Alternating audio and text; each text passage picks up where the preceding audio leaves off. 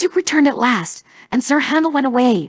The other engines were kept so busy that they didn't have time to miss him. Hedge cutters had been busy too, trimming trees and bushes beside the railway so that the passengers could see the view. Each evening, Rusty took some treks up the line and carried away as many cuttings as he could, but he could manage only a few at a time, and as fast as he moved the cuttings, more took their place. It was Peter Sam's turn to take the morning train. The coaches were full, but the rails were dry and Peter Sam didn't mind the extra load. He puffed happily along until, just beyond the tunnel, he found that, in the night, a high wind had blown hedge cuttings across the rails. "We'll never get through that lot," exclaimed the fireman. "Pooh," scoffed Peter Sam. "There are only little branches, nothing to it. We'll simply push them aside." "Have it your own way," said his driver. "If we stop to clear up properly, we shall be here for ages, and some of the passengers might miss their train at the bottom station." Peter Sam puffed bravely on. He went carefully at first, and the branches slid away easily.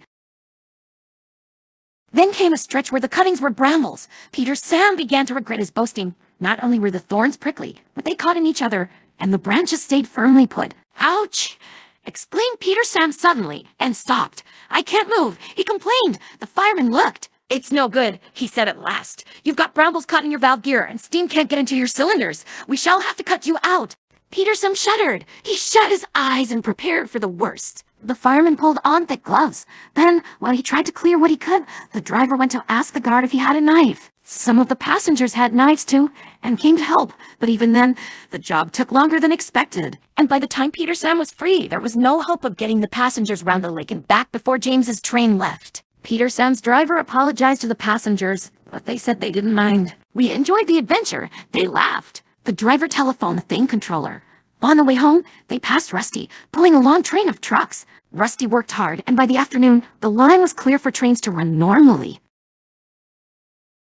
Peter Sam's front felt uncomfortable for several days. The others laughed and teased him. "Take a snowplow next time," they suggested, and they kept asking if he had a sharp knife in his cab. At last, Scarlet told them to stop. "I really can't think what all the fuss is for," remarked Duncan innocently. "They were only little branches after all, nothing to get prickly about, surely."